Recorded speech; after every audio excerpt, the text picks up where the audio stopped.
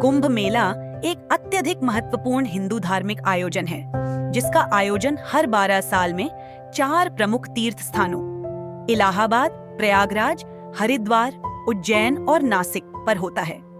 यह मेला दुनिया का सबसे बड़ा धार्मिक मेला माना जाता है, जिसमें लाखों नहीं बल्कि करोड़ों श्रद्धालु भाग लेते हैं और गंगा, यमुना, सरस्वती तीनों पवित्र नदियों में स्नान करते हैं। यह मेला पापों से मुक्ति, पुण्य और मोक्ष की प्राप्ति के लिए माना जाता है। लेकिन कुंभ मेला की शुरुआत एक प्राचीन और अद्भुत पौराणिक कथा से जुड़ी हुई है, जिसे हम सागर मंथन की कथा के रूप में जानते हैं। सागर मंथन की कहानी हिंदू धर्म के महाकाव्य महाभारत और पुराणों में वर्णित है। यह एक महत्वपूर्ण घटना है जिसने ब्रह्मांड के कर्ता धर्ता, देवताओं और राक्षसों के बीच एक महान संघर्ष को जन्म दिया। एक समय की बात है जब देवता और राक्षसों के बीच अनगिनत युद्ध हो चुके थे और राक्षसों की शक्ति काफी बढ़ गई थी। इस समय भगवान विष्णु ने एक उपाय सुझाया। उन्होंने देवताओं और राक्षसों को समुद्र मंथन करने का सुझाव दिया। समुद्र मंथन से उन्हें अमृत प्राप्त करना था, जिससे वे अमर हो सके। देवताओं और राक्षसों ने मिलकर समुद्र मंथन करना शुरू किया।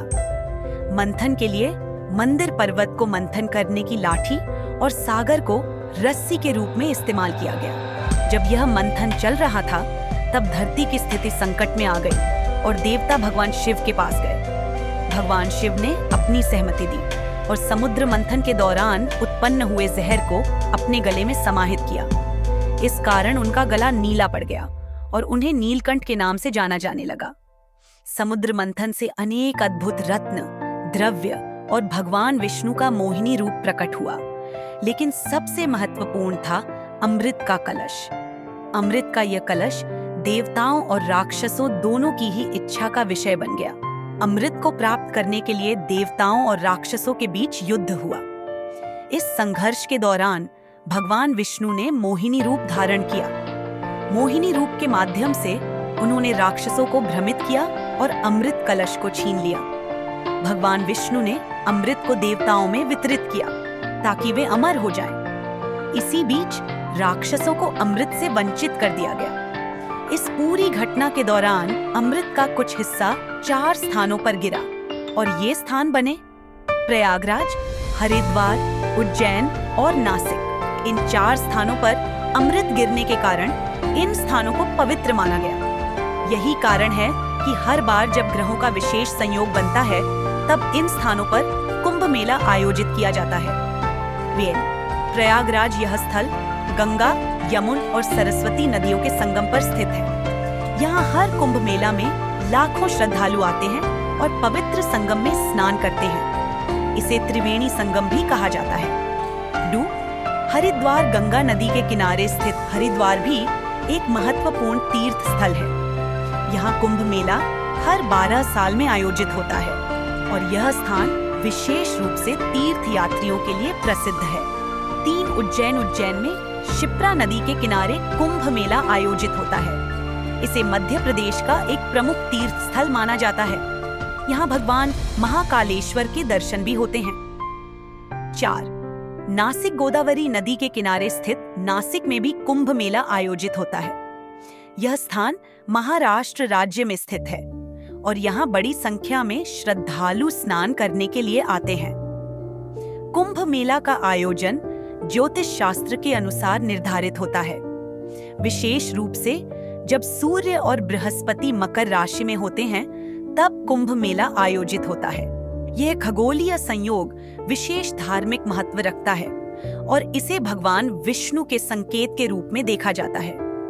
कुंभ मेला का धार्मिक महत्व अत्यधिक है।